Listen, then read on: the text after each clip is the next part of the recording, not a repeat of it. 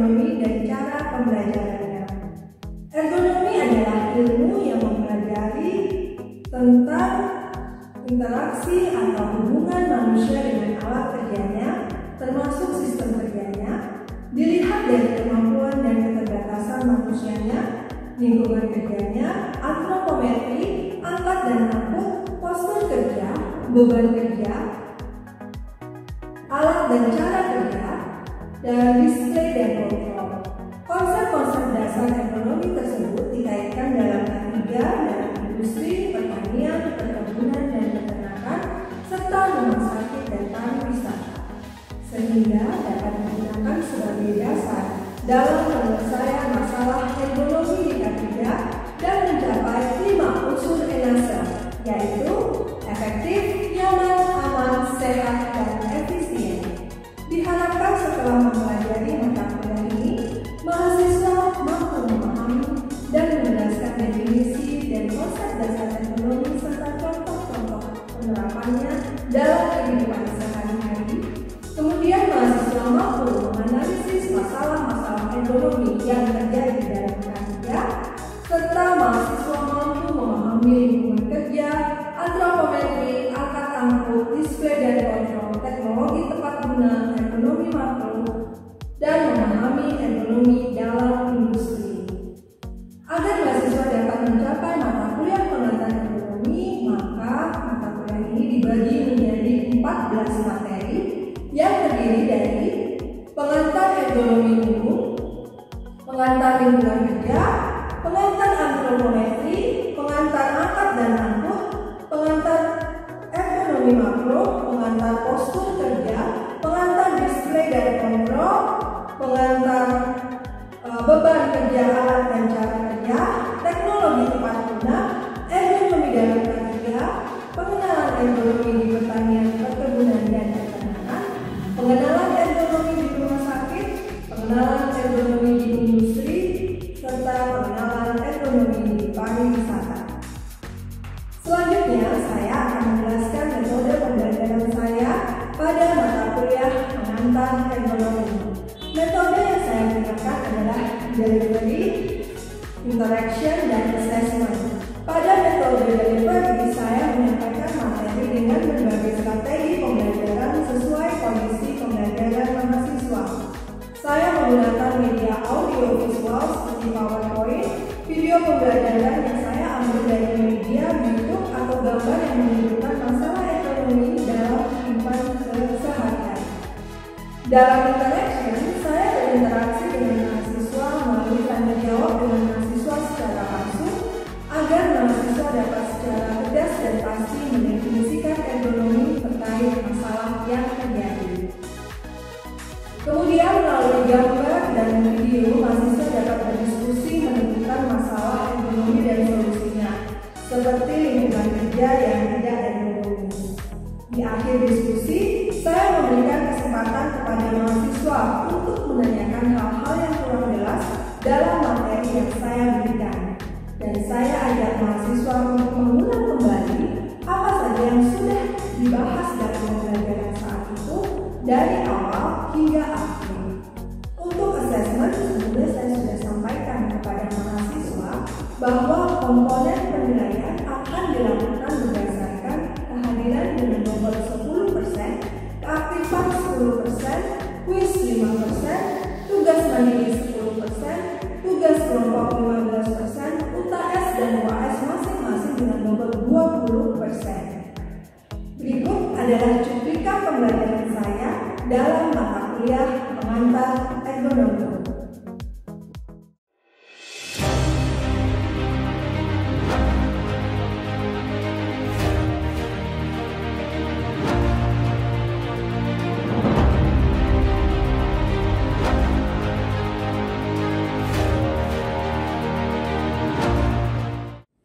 Ya, selamat pagi semuanya. Selamat pagi, Bu. Saya izin ya membuka masker untuk bisa suara saya terdengar jelas. Baik, hari ini materi kita adalah tentang lingkungan kerja. Kebetulan minggu lalu kita sudah membahas tentang pengertian ergonomi secara umum dan contoh-contohnya dalam kehidupan sehari-hari. Nah, sebelum saya masuk ke materi hari ini, mungkin ada yang bisa menjawab, mengingat-ingat lagi minggu lalu tentang definisi atau pengertian ergonomi, baik dari susunan atau penyusun kata ergonomi itu sendiri. Ada yang masih ingat? Ya, silakan Esa. Ergon sama nomos. Ergon itu kerjaan usaha, nomos itu aturannya dan nomosnya adalah aturan kerja. Ya, itu kalau biasa dari susunan katanya, aturan kerja. Tapi kalau definisinya, silakan Bunda. Definisi dari ekonomi yaitu untuk tujuan meningkatkan kinerja sistem secara keseluruhan dari suatu perusahaan kerja. Ya, ini sistem secara keseluruhan dari suatu usaha tempat kerja. Ya, silakan Beatrice mau menambahkan. Ergonomi itu diartikan sebagai sebuah upaya yang menyesuaikan hubungan kerja dengan kebutuhan penggunanya. Oke, jadi interaksi hubungan antara manusia dan lingkungan kerja. Nah, yang membahas tentang lingkungan kerja tadi disinggung oleh Beatrice. Jadi kita akan masuk hari ini tentang lingkungan kerja ergonomis atau ergonomi. Nah, kita masuk dulu ke definisi lingkungan kerja ya. Definisi lingkungan kerja di sini secara umum ada yang mengatakan kehidupan fisik, sosial, dan psikologi. Tapi juga ada beberapa ahli mendefinisikan sebagai segala hal yang terjadi di sekitar karyawan atau pekerja.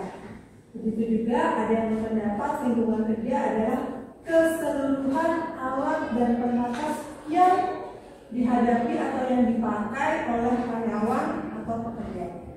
Nah, kalau ini lingkungan kerja, berarti lingkungan adalah tempat sekitar di mana dia bekerja. Kalau lingkungan belajar, ini lingkungan kerja. Kalau lingkungan belajar,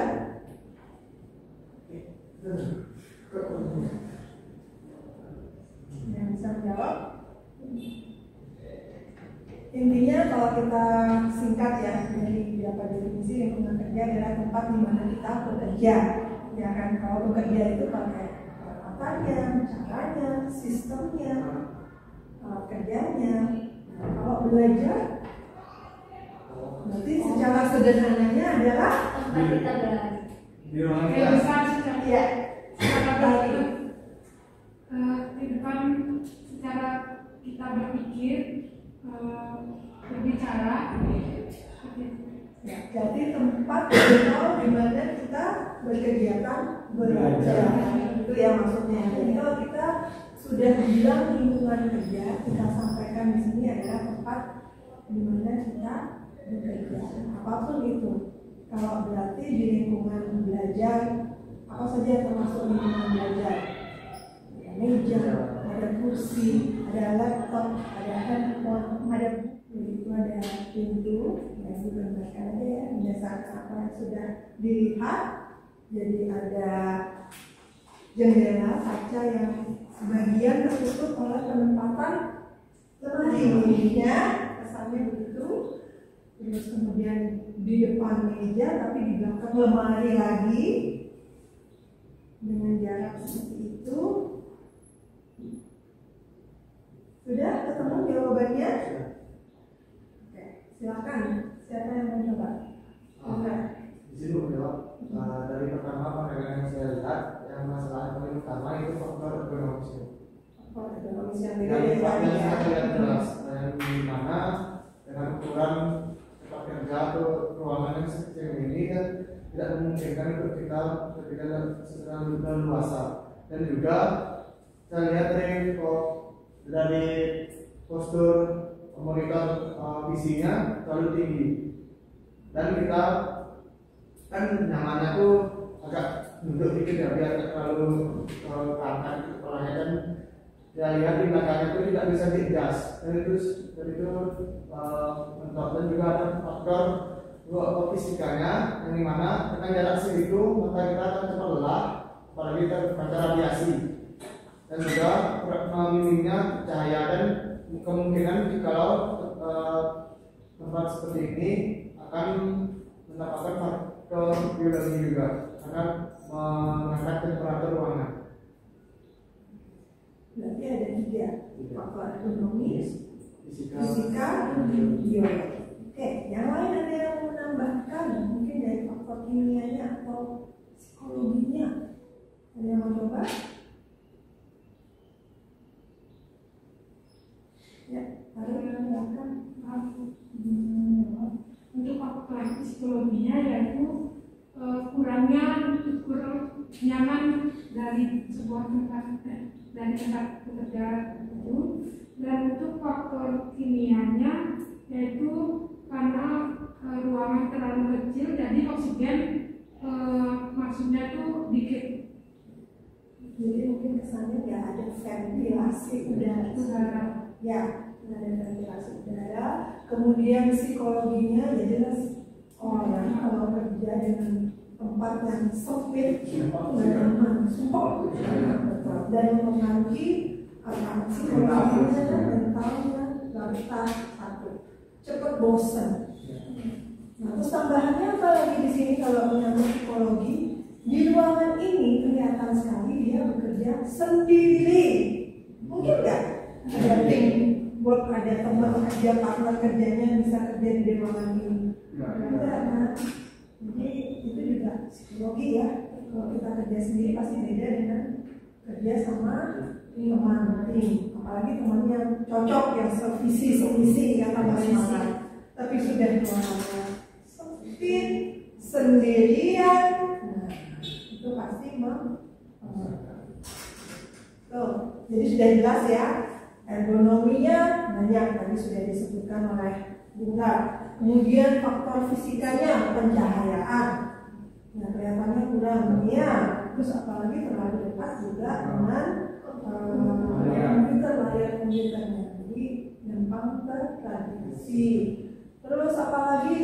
Nah ini tadi penempatannya juga terlalu tepat karena ruangannya sempit, jadi ditempatkan semua lemari ditaruh sini, meja untuk ini harus menggunakan.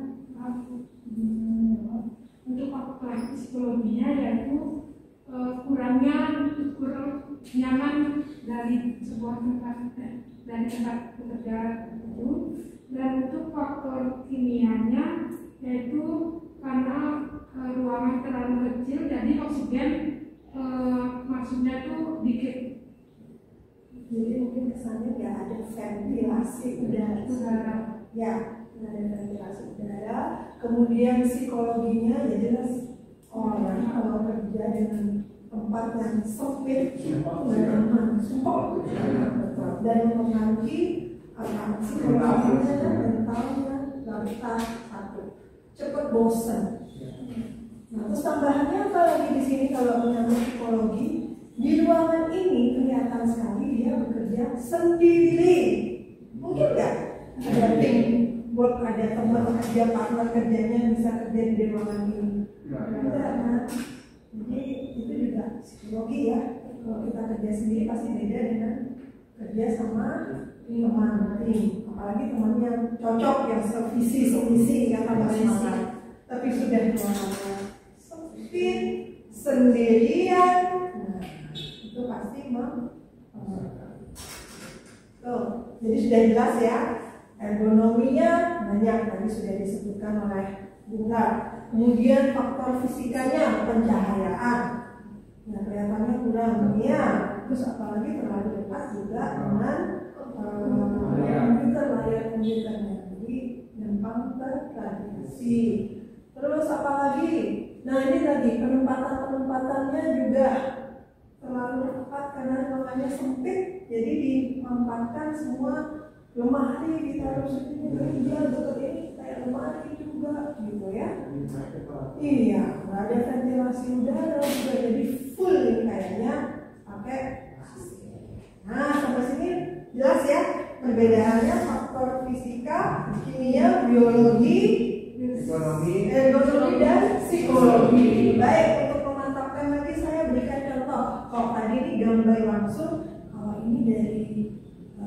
animasi ya. Waduh. Ya, makanya sengaja supaya lebih ngerti lagi tentang lingkungan kerja ini, tempat dia bekerja. Kalau tadi kira-kira kerjaannya apa ya? Kalau lingkungan kerjanya seperti itu, yang gambar pertama tadi, ada yang bisa nebak? Ini Penting bisa jadi namanya privasi ya, pajak, utang, penghasilan bisa jadi. Ya, nah ini sekarang coba dilihat dulu 5 menit dijabarkan fisikanya apa ya, nah bahannya kayak terus faktor kimianya, faktor biologi. Ya, kita kan bilang sekarang bisa membedakan lingkungan yang ergonomis dan tidak ergonomis ya. Dari 2 gambar itu kita sudah menyimpulkan ini lingkungan tidak ergonomis. Pada kenyataannya, pernah nggak kalian menemukan orang yang bisa bekerja di situasi seperti ini sama yang lebih nyaman? pasti ada kan? Pasti ada. Misalnya siapa mungkin di kamar yang berantakan karena nggak sempet ya, terlalu sibuk jadi digali sampahnya bisa ya. Ada ya. Nah, tapi itu sebenarnya tidak ergonomis, kembali kita sepakati. Udah ketemu? Ya, silakan Esa. Sebutin faktornya dulu, faktor apa? Terus faktor pertama yang saya temui di sini faktor biologis, yaitu banyaknya sampah yang kemungkinan bisa menyebabkan adanya virus, bakteri, jamur dan yang lain.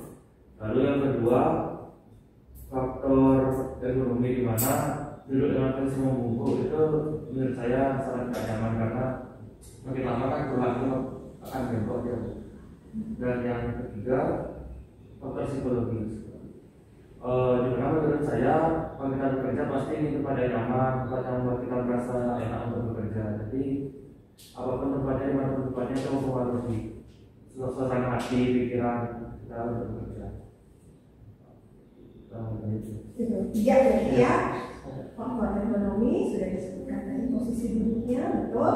Kemudian faktor biologi udah kelihatan, udah nilai dari faktor ya. Terus tadi faktor apa lagi? Psikologi. Oke, mungkin tadi kan Ibu sempat tanya, kalau kalian pernah nggak menemukan orang yang bisa bekerja, mungkin ada. Tapi kita di luar dia mungkin nggak nyaman ya. Orang bertamu terus datang melihat tempat kerjanya seperti itu atau rumahnya seperti itu. Nah, ergonomis itu berlaku untuk manusia. Nggak hanya posisinya sebagai subjeknya, tapi juga di luar subjeknya, lingkungan. Nah, kembali lagi bilang lingkungan. Misalnya Esa main ke rumahnya Vivi, misalnya, ternyata rumahnya baru masuk kamar-kamar. Kan bisa ya, itu contoh ya, baru ya. Esa sebagai tamu nggak nyaman.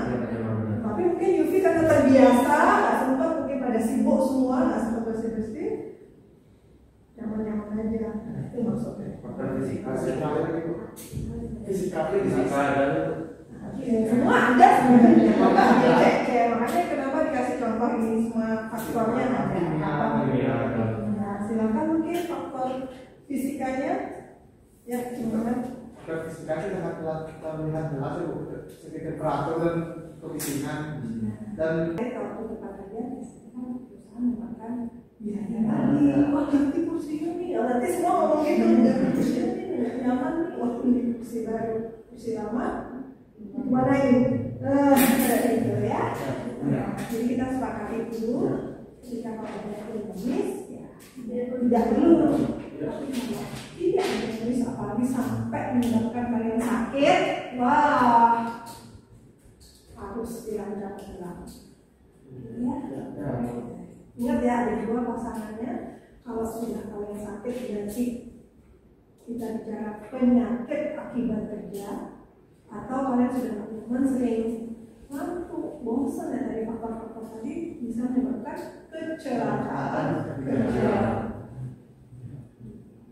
Oke, udah paham sampai di sini? Oke, lanjut ya. Kalau tadi suara, nah Ini tadi kalau umumnya tadi 86 yang dipakai, tapi ini ada tabelnya.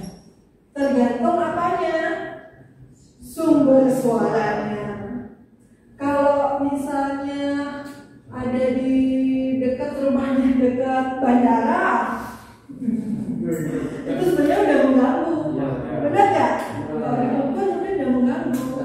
Tapi kembali lagi, mungkin karena sudah rumahnya di sana terbiasa dia dianggap tidak mengganggu. Mungkin mengganggu. Mungkin ya makanya kalau memastikan dia termasuk bisik atau tidak, ya harus diukur. Kalau hasilnya 150 ke atas, hati-hati sudah menyebabkan pneumonia. Nah ini kekurangannya kalau kita bicara penyakit itu udah banyak kalian baca, kalian dengar. Penyakit itu kadang-kadang itu tadi kesulitannya nggak bisa disebut secara langsung. Ya kayak bising itu baru berapa tahun, 2 tahun, 3 tahun baru ketahuan kita. Pendengarannya udah kurang ya. Makanya banyak pemukiman bandara mungkin karena terbiasa tidak apa. Coba cek 2, 3, 4 tahun lagi berkurang nggak tuh angka pendengaran? Bisa jadi berkurang. Sangat diangkat saja suaranya. Ya, apalagi jarak 100 km dari sana. iya, makanya tugas lalu lintas udara juga ada di bandara pakai virus kan? Dan Ada bandara atau pusat-pusat pusat kebisingan sumber suara yang mungkin bising. Ada selain bandara ya. Nah, bisa jadi mungkin sering ada tempat lapangan tembak gitu misalnya. Enggak ya. Biasanya tempat-tempat seperti itu harusnya nggak dekat pemukiman ya, harusnya. Kemudian kereta api kita nggak ada sih, kereta api mungkin di Jawa banyak ya, ada di luar ini. Ada di Jawa, di Bima atau Lombok? Bima ada kereta api. Kalau Beatrix dari mana? Dari Flores ya? Apanya? Flores kan ada Manggarai, ada Di Manggarai. Oh di Manggarai ya. Ada ya. Nanti diingat kalau PS atau PHS biasanya ditanyakan, misalnya ini ada satu kondisi ya, menjelaskan di situ. Kalian ada bonus atau tidak? Kalau tidak akan dipakai. Terus berapa harusnya aturan ambang batas yang dibutuhkan untuk lingkungan kerja seperti itu. Nah, baik. Sebelum itu tutup ada pertanyaan? Mudah-mudahan jelas ya. Semakin jelas nggak ekonomi itu apa? semakin Jadi kita sekarang bicara lingkungan kerja, minggu depan kita bicara angkat dan angkut. Apa itu perbedaannya? Nah, biar paham lagi. Jadi ingat 5 faktornya apa saja? Faktor Fisika, kimia, biologi, psikologi. Nah, dari masing-masing itu ditentukan ada berambang batas kewajaran. Nah, nanti untuk menentukan lingkungan kerja ergonomis atau tidak harus melibatkan 5 faktor tadi. Kalau 5 faktor sudah terpenuhi, lalu bisa kita bilang dia ergonomis atau tidak. Gitu ya. Nah, kemudian bisa jelas definisi lingkungan kerja termasuk contoh-contoh tadi sudah ya melalui gambar lingkungan kerja yang ergonomis dan tidak ergonomis. Nah, sebagai penutup ada tugas. Waduh, tugas apa? Tugasnya adalah kalian kan pekerjaannya sebagai apa sekarang? Mahasiswa. Nah, ini makanya kenapa ibu bilang lingkungan belajar. Nah, tugasnya sebagai mahasiswa yang belajar.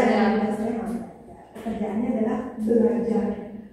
Silakan buat itu artinya nanti ibu minta dalam bentuk foto.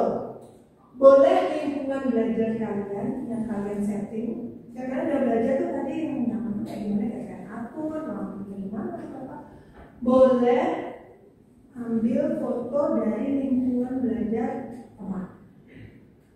Tapi nggak boleh ambil gambar dari Google, maksudnya, oh ya ini itu gampang itu ya, enggak. Tapi cari di lapangan langsung. Betul kelas boleh? Hah? Teman belajar kelas. Kelas di UBI. Ya. Jadi semua yang di UBI. Pelajaran di rumah. Boleh di rumah, boleh misalnya kamu suka nongkrong di mana yang ada wifi-nya, itu kamu sering belajar, boleh, tapi menurut kamu ekonomis nggak? Nah, itu dulu hati-hati. Tapi hanya visual saja. Yes, visual saja. Tapi minggu depan sebelum masuk di ini, kita menonton lagi jelaskan apa bisa dibilang ekonomis. Nah, itu ya. Jadi boleh bebas, jangan ambil gambar Google, tapi kisaran mana kalian yang belajar itu bagus sih ini foto stop. Tapi jelasin alasan minggu depan langsung. Kenapa kok menurut kamu itu ekonomis? Kuncinya apa tadi? Baik, kalau begitu saya cukupkan kuliahnya sampai hari ini. Terima kasih dan selamat siang. Siang.